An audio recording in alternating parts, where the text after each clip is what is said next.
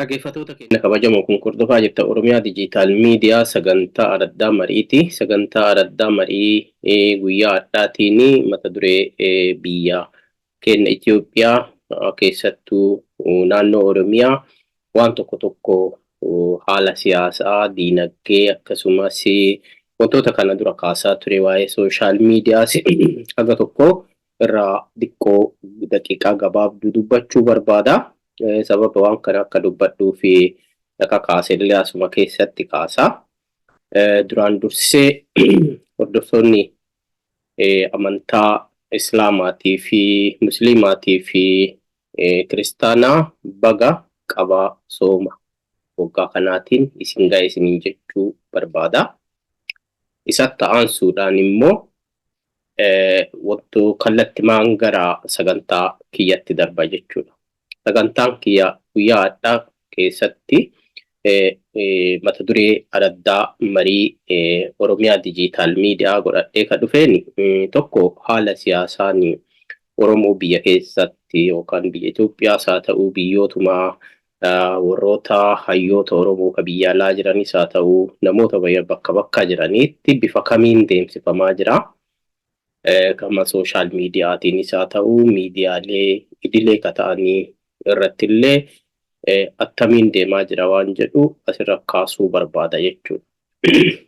Jalqaba siyaasaan Oromoo yookaan siyaasaan biyya Afrikaa akkuma beekamu guutumti isaa diktaatorummaan kan guutame abbaa irrummaatiin jechuu.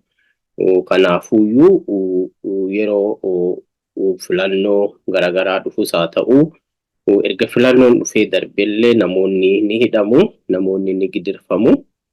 Isa kana immoo mootummaan namoota hidhamanii bayaniifillee dantaa yookaan lubbuu isaaniitii fi bakka kennuu dhabuu irraa akkasumas deebi'ee namoota mana hidhaatii ba'an deebi'anii mana hidhatti deebisuu waanuma tokkoon deddeebi'anii irra deddeebi'anii yoo irrattillee bilisa bayan isumaan deddeebi'anii himatamuun wantoonni akkanaa irra deebi'ee argama.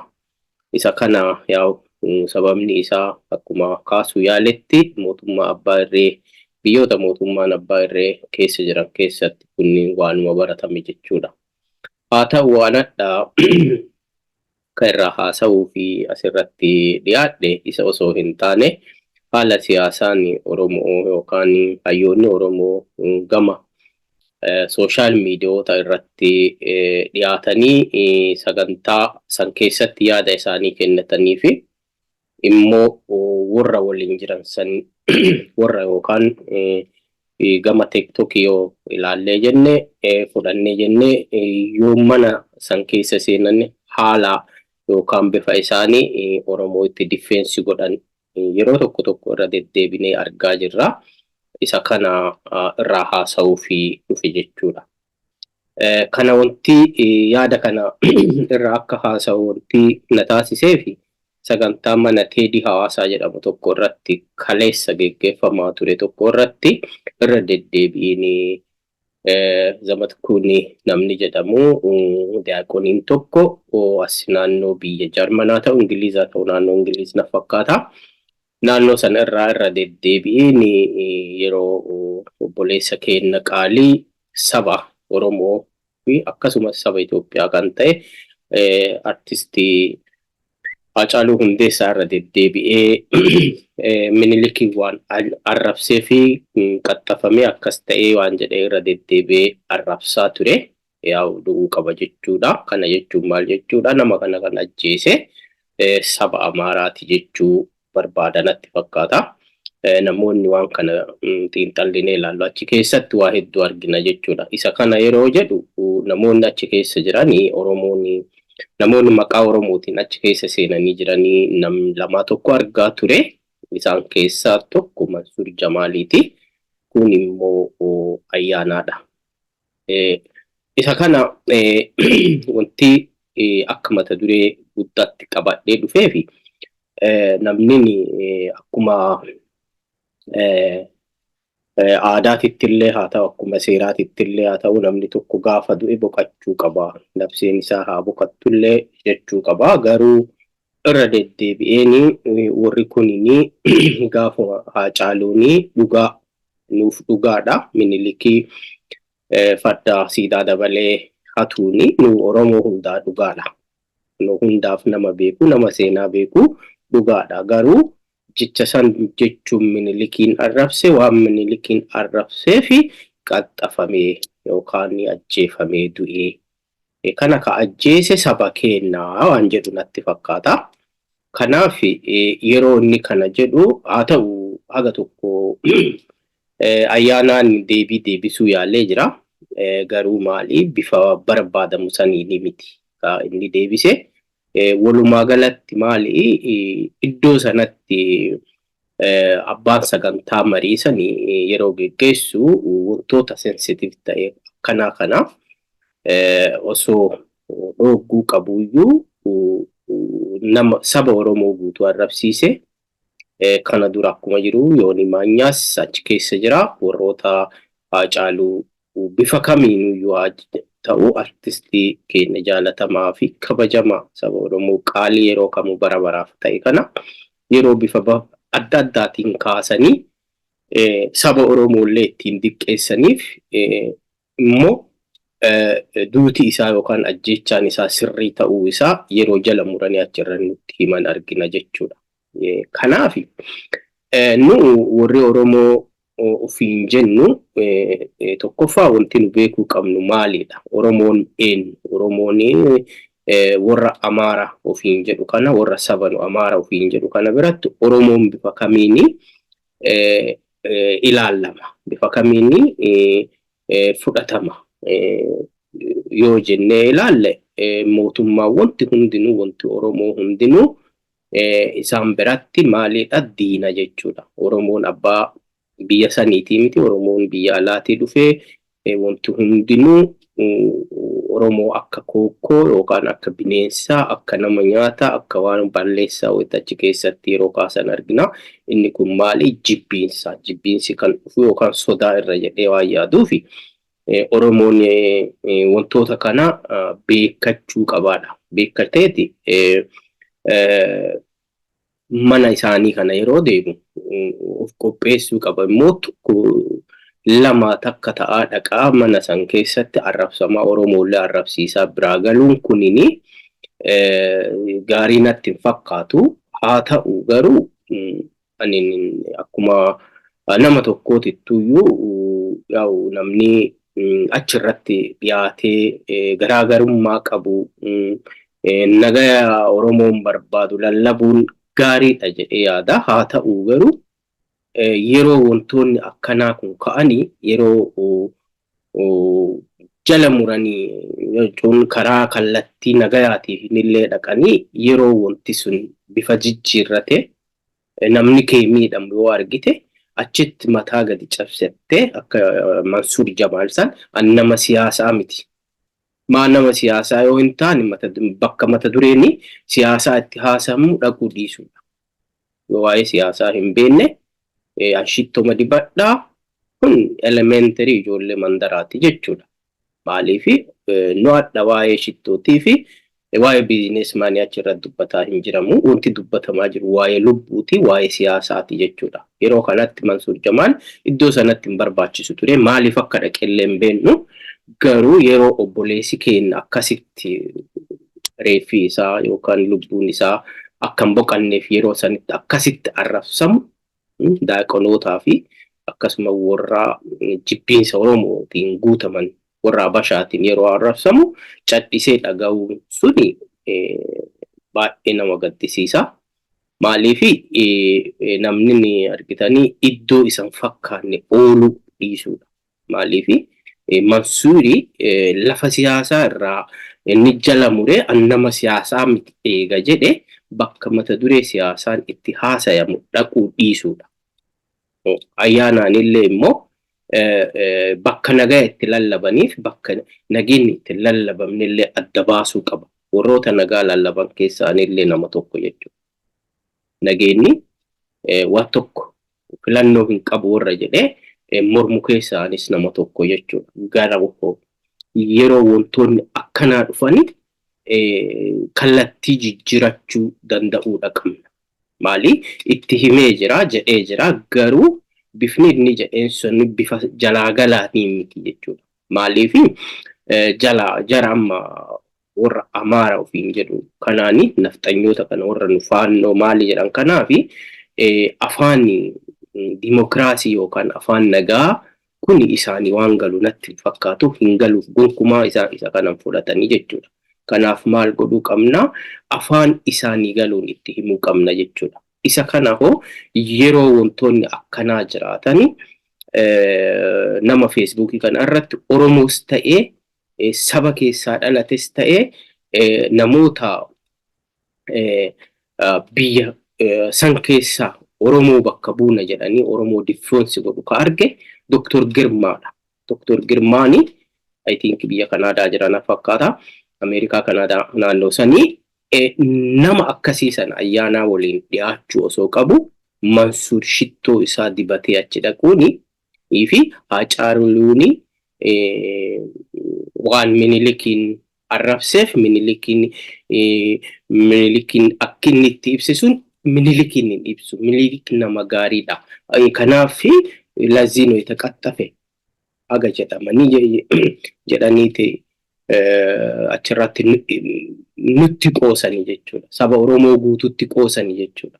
Kuni wantoonni akkanaa kunini siyaasaa Oromoo dhaaba kamiyyuu haa ta'u OPDOs ta'ee warra amma PP ofiin jedhu Biltsiginnaa kanas ta'e OLFs ta'e eenyuun paartii kamiinuu ta'e yookaan mootummaa biyya bulchaa kam allee yoo ta'e jedhe wantoonni sabaaf sensitive ta'an wantoota waan nama tuqan saba tuqan akkanaa kunini yoo geggeeffamu difeensi godhuu namni danda'u waan irra hirmaachuu qaba jechuudha. Isa kana jechuun namni bakka isaa hin malle bakka isaa ka hin taane dhaqanii waa'ee isa hin ilaallanne waa'ee irraan beenne yeroo dubbatan jechuudha.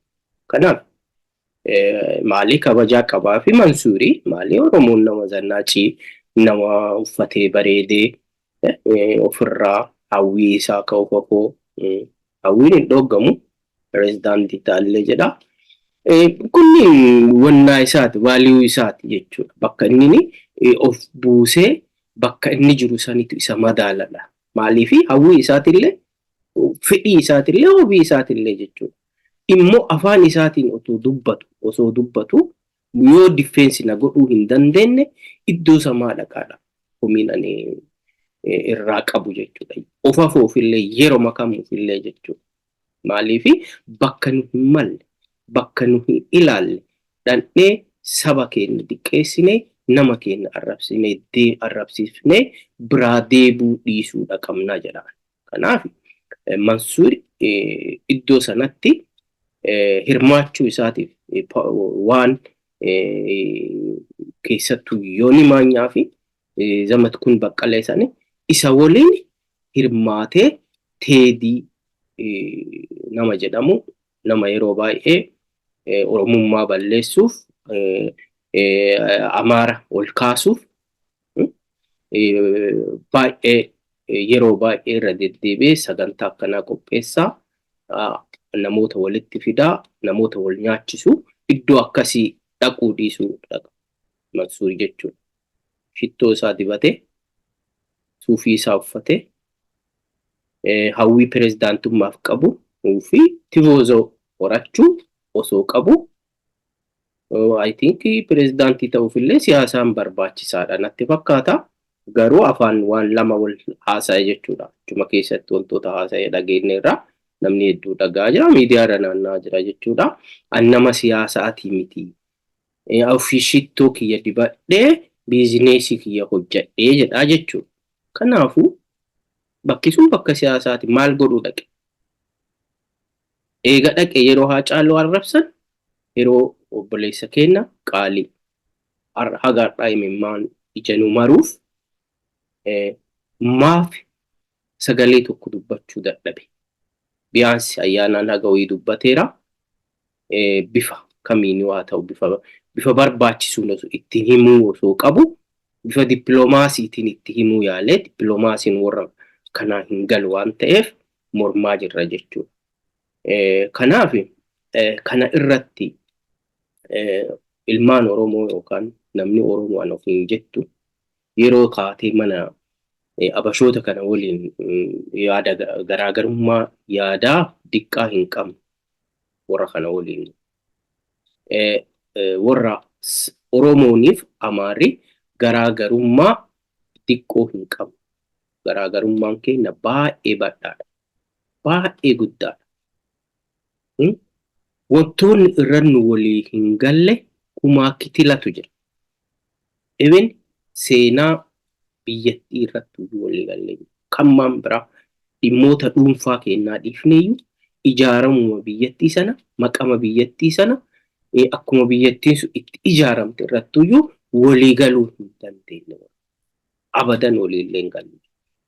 Kanaaf warra kana waliin wanti adda nama baasaa yaa'u keewwata 39 natti fakkaata.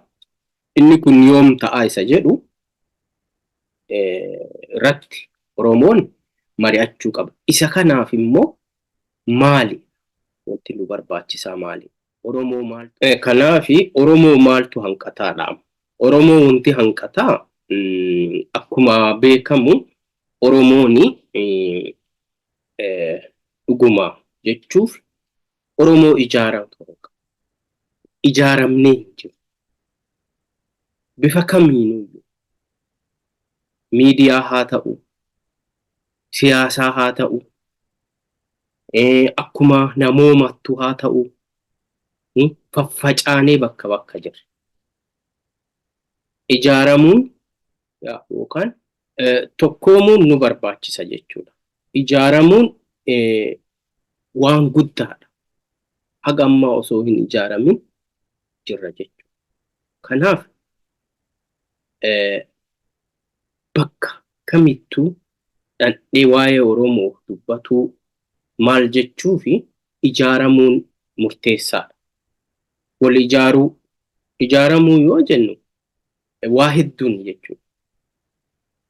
Siyaasaan jiraata waa hedduutu nu hanqata jechuudha.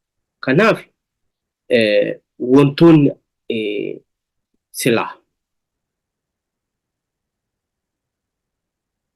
akkuma waliigalatti Oromoon haga ammaatti hin ijaaru yoo irraa dhugama dubbanne Oromoon gama kamiinuu ijaaramee hin jiru.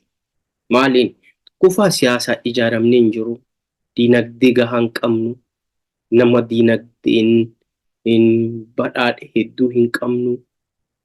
Baay'ee yeroo baay'ee nama diinagdee diqqoo dhufuuf ta'u ofii kennaa mataa keessa gadi dhoofna, ofii wal dhoofna. Kun baay'ee nu hanqata. Akka namoomaatiittuyyu akkuma naannoottuyyu ijaaramnee hin jiru jechuudha. Wal facaafnee jira. Faca'iinsi kun immoo diinni akka nu keessa seenee adda taan caalaa adda nu bittinneesse nutti fayyadamu nu taasisee jira. Tokko mootummaanuyyuu oduu sabni Oromoo tokko guutuu kutaalee hundaa bifa tokkoon bifa bareedaa ta'een bifa waliigalaatiin ijaarameera ta'e mootummaanuu saba kanan sodaata. Mootummaan biyya bulchus saba kanan sodaatu, saba kana tuffatee tuffachiisee jechuudha. Yeroo namoonni biyya keessaa yookaan keessattuyyuu afaan baasee sabni Amaaraa warri Amaaraa kuni irra guddaa ka jedhan maali? Mootummaa Oromoo jedhu. Garuu mootummaa Oromoo ka jedhamu kuni saba Oromoo guutumaan guututti tuffatee tuffachiisee akka duguuggaan kana hin jedhamne irra geggeeffamaa jira jechuudha. Kanaaf Oromoon ijaaramee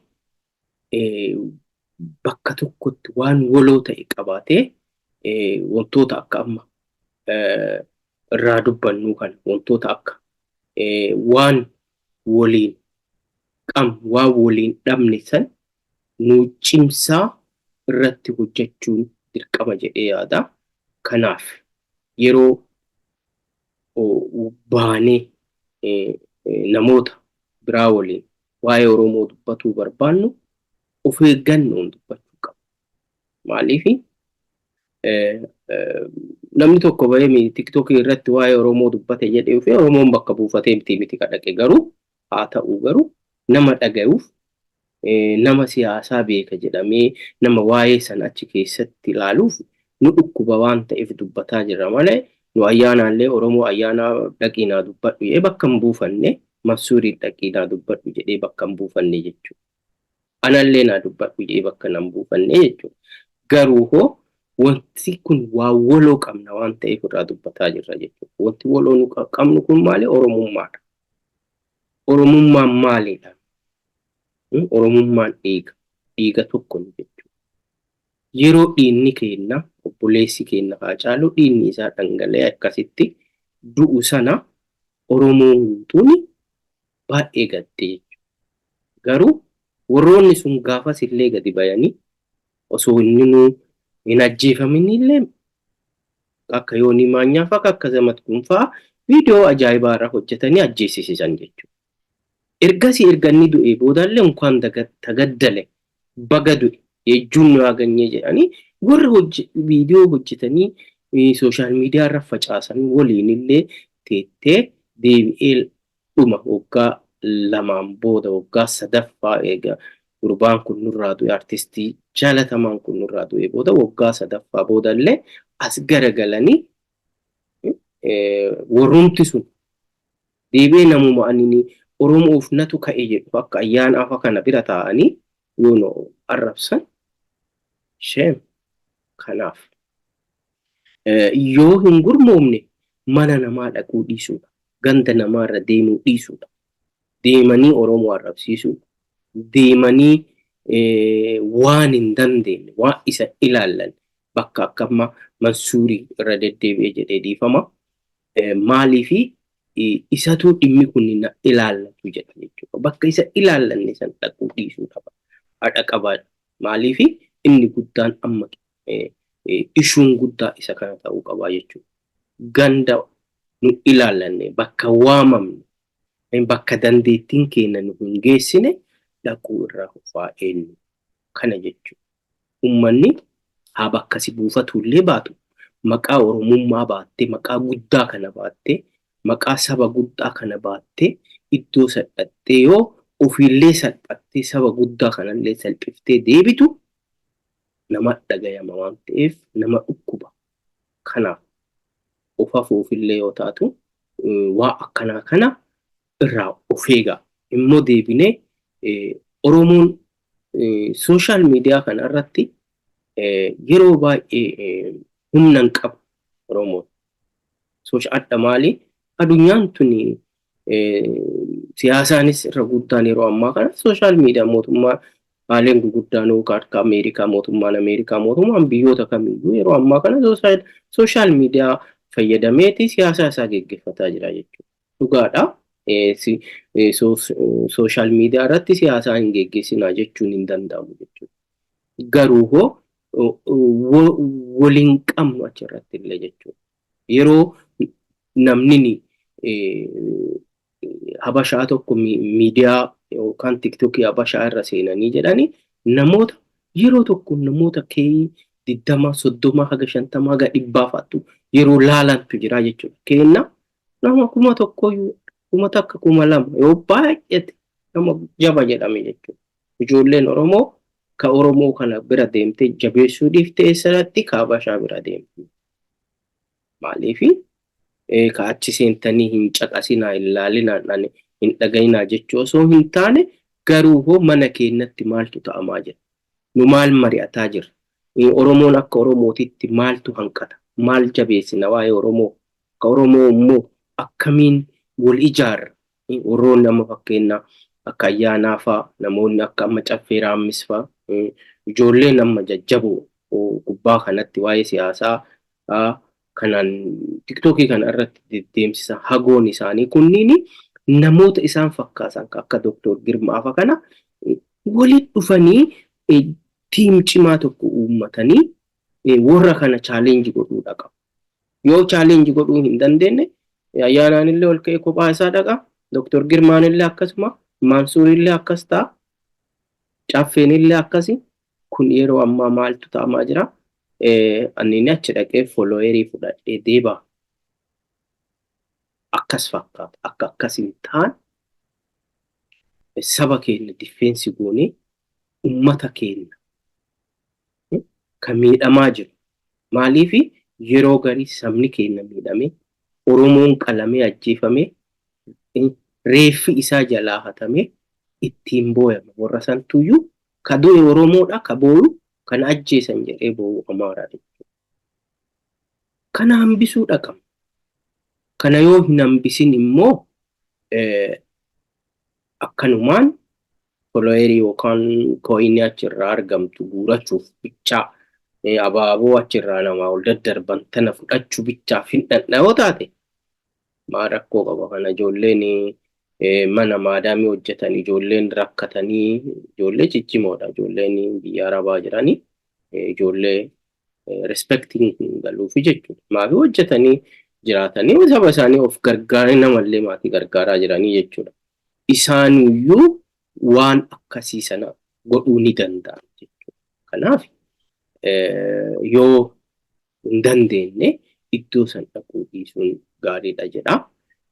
Kana dhugumaan waan baay'ee waan dhagameef waa'ee kanarraa dubbachuu dhufe.